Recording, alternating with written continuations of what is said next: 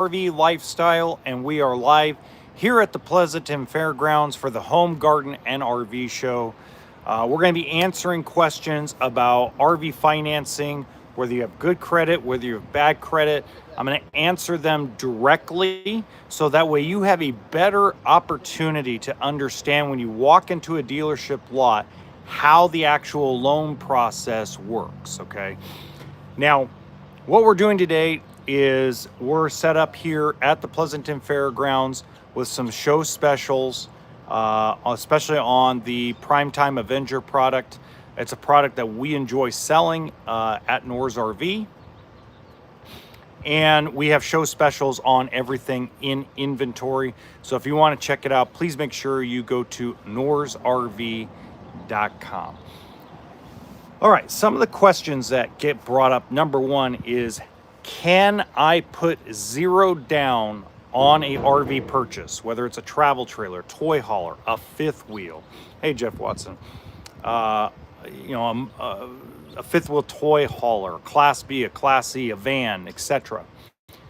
And the answer to that question is yes, you can, whether you have good credit or bad credit, but the opportunities or the chances of getting a loan approved, I want you to listen to this. You can put zero down, but the chances of that loan being approved, whether you have good credit or bad credit, is very small. Okay. Now let's say, hello Paula. Now let's just say, for an example, that you're buying, and this is the one everybody keeps asking about. You're asking about the Coleman 13B that Camping World has for $99.95. Can I put zero down and get $89 a month like their website says? And the answer to that question is some people can. The super majority of people will not be able to. And here's the reason why.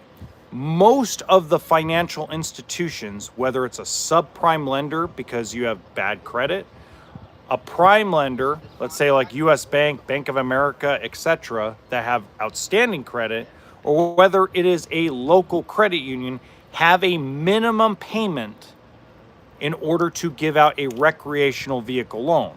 That's whether it's a side-by-side, a boat, a travel trailer, a toy hauler, etc. So at $99.95, plus all the fees Camping World is going to tack on, prep, freight, etc., you're going to have a tough time getting a financial institution to give you a zero down loan. Okay. So that works both ways, right? I'll give you an example. Here's a prime example of this, okay? We had our finance manager submit a guy that has outstanding credit to a bank with zero down, and the bank countered and wanted, let's see, it was a $40,000 trailer. They wanted $2,500 down. Okay. We had a person who had been a member of a credit union for 22 years and did zero down on every car loan purchase this person's ever done. And their own credit union says, no, we want 15% down. 22-year veteran of that actual credit union, and they still wanted down payment. Why? Why does a financial institution care so much about money you put down? Here's why. This is a toy. This is not a need. You don't, like a car, you go buy a Honda Civic, a four-door Honda Civic, fabulous, right? Zero down, off you go. Zero down on signing, off you go. Why? Because you need the car to go to work to make money. This is a lifestyle choice, just like a boat, just like a side-by-side, just like a dirt bike. These are not things that you need. And here's the thing about the Great Recession. The Great Recession, 08 to 2011, the financial institutions that stayed in business and didn't go out of business, remember now, the first thing to go in bad economic times is the toys. And it could put people out of business. It could put financial institutions out of business. So there's a balancing where if you come in with skin in the game, the lender feels more comfortable getting the loan, so that or giving out the loan, whether you have good credit or bad credit, because you're putting money into. They're putting it in, you're putting it in. Now, while they put the majority of the money up, you still come up with some kind of skin in the game. This is why for years, as a finance manager, as someone who went and got loans for people that have not so good credit, or as I say, bad credit, the reason why I was able to get so many financial loans for these people is because they were coming in with money down. When you come in with money down, it's easy for any finance person with a brain on their shoulders to navigate and get you a loan set up. Now, the other question I've been getting lately, off and on, especially from people that walk in the door, is, can I do a 20-year loan on a $10,000 trailer? Can I do a 20-year loan on a $20,000 trailer? And the answer to those is yes, but you won't get approved. And the reason why is banks and financial institutions like credit unions set up terms of the loan based on the amount of money you're financing. Okay, so let's say you have outstanding credit and you're buying, oh, I don't know, let's flip this around. Let's say you're buying that 14BB modern buggy for around 28 grand, okay? Well, at $28,000, most financial institutions are going to do a maximum of 12 years up to 15 years on that loan.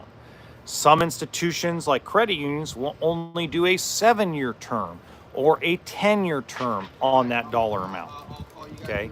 To get 20 years, the rule of thumb is 20-year financing. You absolutely have to finance more than $50,000. That's the rule of thumb. Now, there's one bank in the entire industry that does it at 45 grand, and there's one bank in the entire industry that does it at 30 grand.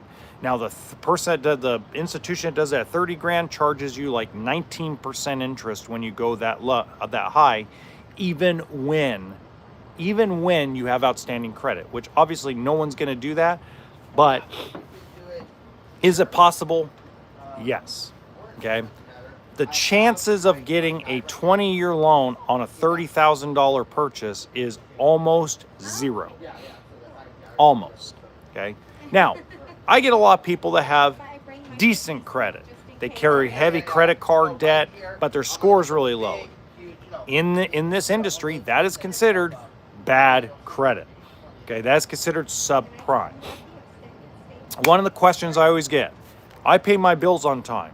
I do this on time. I do that on time. I have good credit history. Fabulous. Score determines a lot of things when it comes to what the term and interest rate of your loan is going to be. Okay, so what do I mean by that? What I mean by that is simply this. Let's say you're this is the most positive example I could give, okay? Let's say that you're self-employed and you run your business on credit cards. You have a Lowe's card, you're a contractor, you got a Lowe's card, a Home Depot card. It's always maxed out because you carry over credit cards to keep your cash flow of your business. What does heavy credit card debt do to your credit score? It lowers it heavily.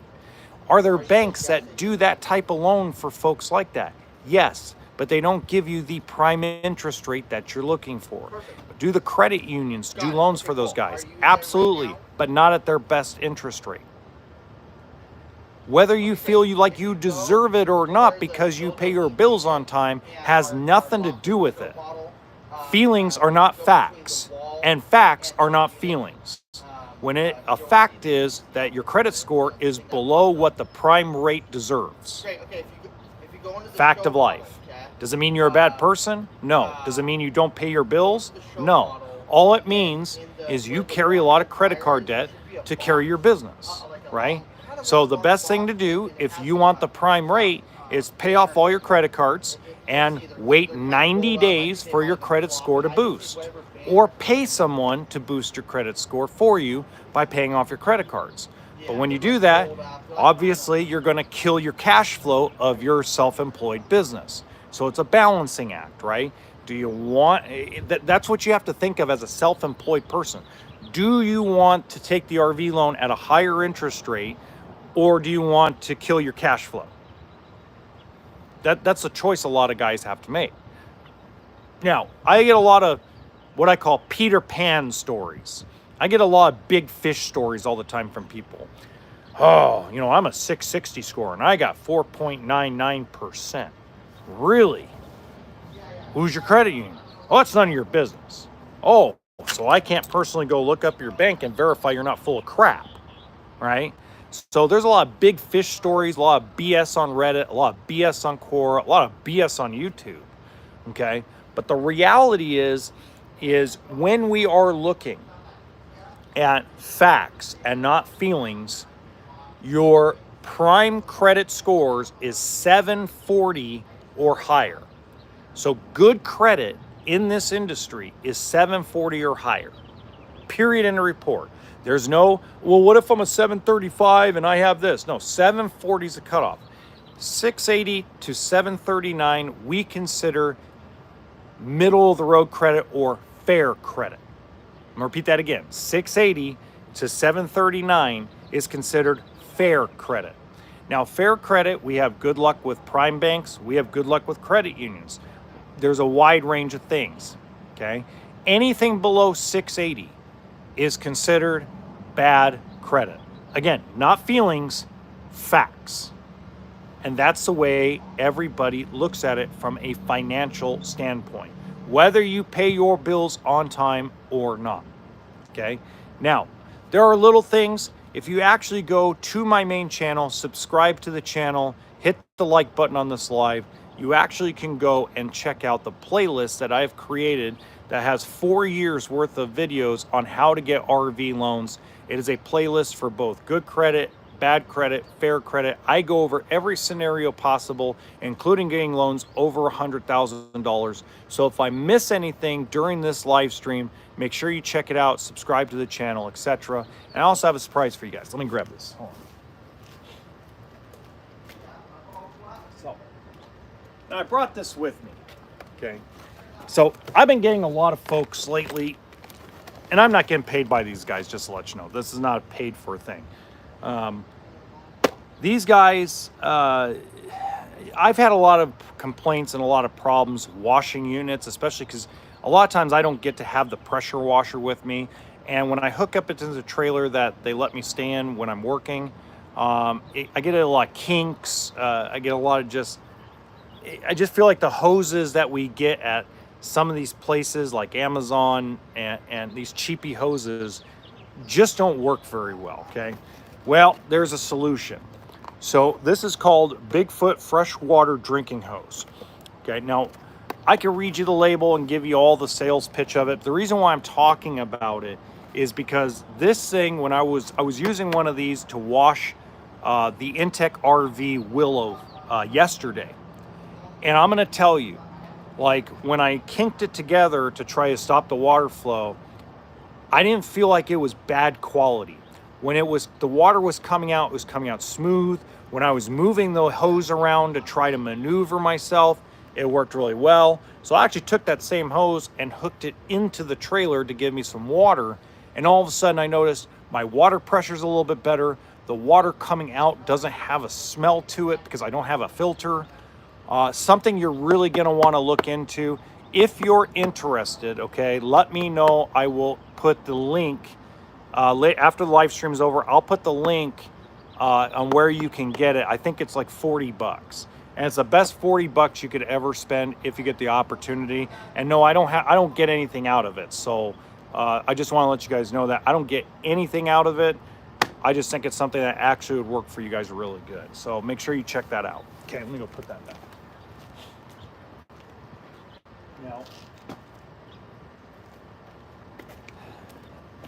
Now, real quickly, I'm going to take you guys around. I'm going to take this off. I'm going to take you guys around to some of the units that we have here at the show, and then I'm going to plug it back in. So the first thing I really want to go over, and then we're going to go over more financial things or financing things, is this is the Modern Buggy 14BB. Okay. Now, this thing weighs a little less than 2,400 pounds dry, and it actually has a bathroom with a door, not a curtain, if you get my drift. So one of the things I really like about the Modern Buggy is you got the portable solar panel on the back that's hooked directly into the battery system. And so it already has its own charge controller, etc. And what you could do is remove these knobs like so, take the solar panel off and move it towards the sun on each side. One of my favorite things. It also has a hitch. Now, one thing I would tell you about the modern buggy, they're not cheap. They're, most of the ones at this level as equipped is going to be anywhere between $28,000 and $29,000. Okay, that's what they will sell for. Now, what I'll tell you about them is they are overbuilt. They are one of the most overbuilt, overconstructed travel trailers at this level, at this size in the industry right now. On-demand hot water heater, 30 amp service, torsion axles. They use the same axle as Rockwood, Flagstaff, E-Pro, GeoPro, etc. Off-road style tires. It's got a gray and a black tank still, outside shower, freshwater, city water, propane tank. It has a room for 2 group of 24 12-volt batteries. This one, as you can tell, is on sale for the show for $28,773. You got your power awning, big air conditioner. The only downside is on these teardrops is they have to use the van style awning. Now they use the Rec Pro, which is awesome. Now going inside and putting lights on, not yet at least, but you got the U-shaped dinette. Here's the bathroom. So it is a wet bath, but you actually get to close it off. I mean, you can't see in there, right? But you got your toilet, you got your shower. You got your refrigerator, queen-size bed, 2-burner stove, sink. Again, something you tow with a Subaru Outback. So as long as you have a 3,500-pound tow capacity, you could tow this very easily. You got your spare tire. And one of the really interesting things is, if you want, I'll show and share the video with you of one of the managers of Nor's RV bouncing up and down on the actual little 10 and 12 RKs, which is the ones with the flip-up kitchen. So one of the things that these guys believe in, and by the way, Azdel interior and exterior for fiberglass. One of the things that you'll really notice about modern buggy is the ownership of them, and the workers feel like if they don't overbuild it from the beginning, then they're going to come back. And if they come back like a manufacturer, like, if they start having problems like Brinkley RV's having with the cracking in their sidewalls, if you're, having any kind of frame problems like Grand Design was having with their fifth wheels, they go back and they cost companies money. These guys are an independent company. They can't afford to have that happen, so they overbuild it and build it right the first time.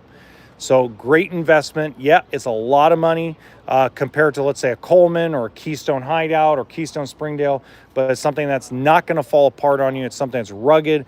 You're going to hit the road. You're going to go off and dry camp. You're going to do hookup camping. Doesn't matter. It's going to hold up over time. So something you really want to look at. Okay.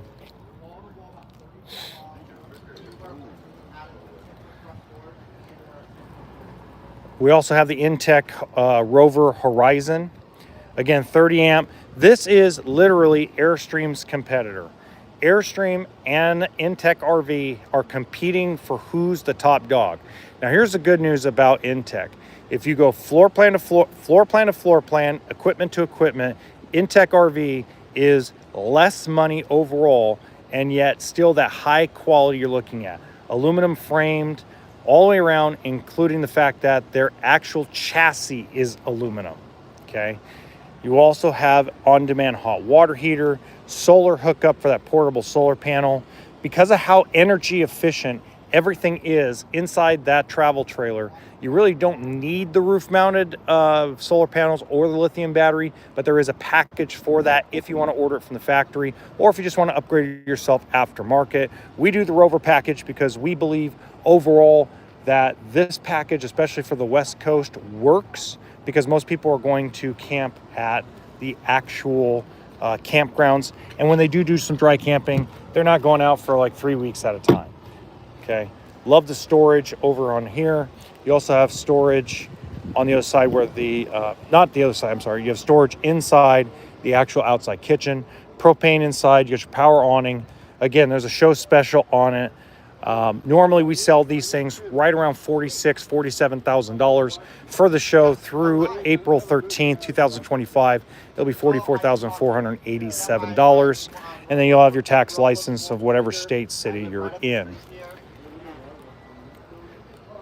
Now, I like the fact they put the 12-volt cooler. You got your griddle top, slides in and out. You got a little cup holder. One of the things that I do like about this is the fact that it does have a freezer, or does freeze, or at least part of it freezes.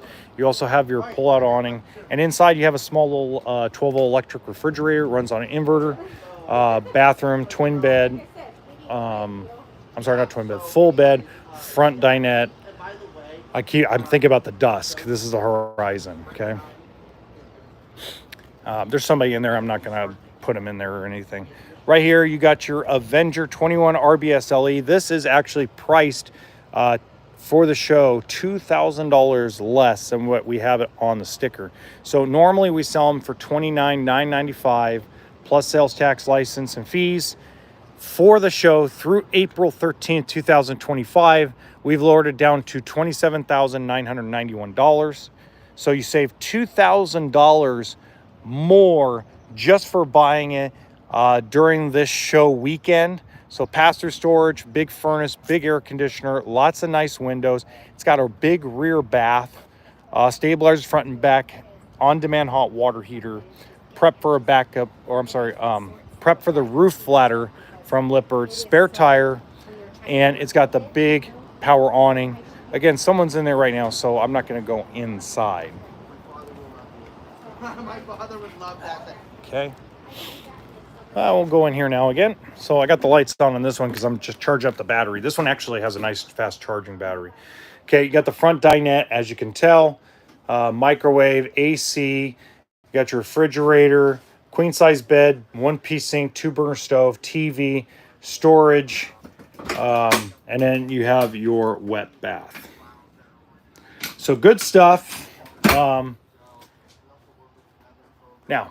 we did that. Let's get back to some of the finance questions that have come up. Hi.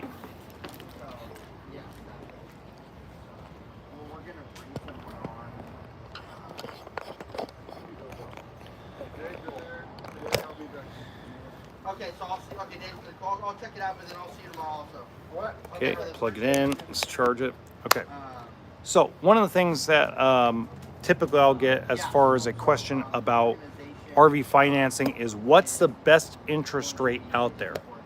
The best interest rate out there, if you want me to be direct, is 0. Okay? But it's not traditional 0 like a car. It means, here's what I mean by that. Let's say you are buying a $250,000 motorhome, okay? And you were putting $75,000 to $100,000 down, and you were willing to pay MSRP, sticker, manufacturer retail price with no discounts. The bank can buy down, or the dealership in some cases can buy down the interest rate all the way to the bottom. But you're paying over sticker, or you're paying sticker price for that motorhome. The reality is, at discounted prices where you can't buy down the interest rates are still hovering around 8 to 9%. Now, do some people get 749, 774, 799, 8.25? Sure. But the standard rate that everybody should be quoting at a dealership is 9.99. That's what you should be quoted. That's what you should work with for your payment. That's the way it should be, because we don't know how much you're going to finance. We don't know how much percentage of down payment, and we don't know what tier system the bank's going to use, because your credit score is only a portion of the tier system. Meaning, hello, Donna. Meaning this, banks, including credit unions and other financial institutions, are starting to use a reporting system or a tier system. So I watched a guy, it's an 844 FICO score, come out to be a tier 5. And I've seen somebody that's a 747 score be a tier 1. So it's all going to depend on a lot of factors.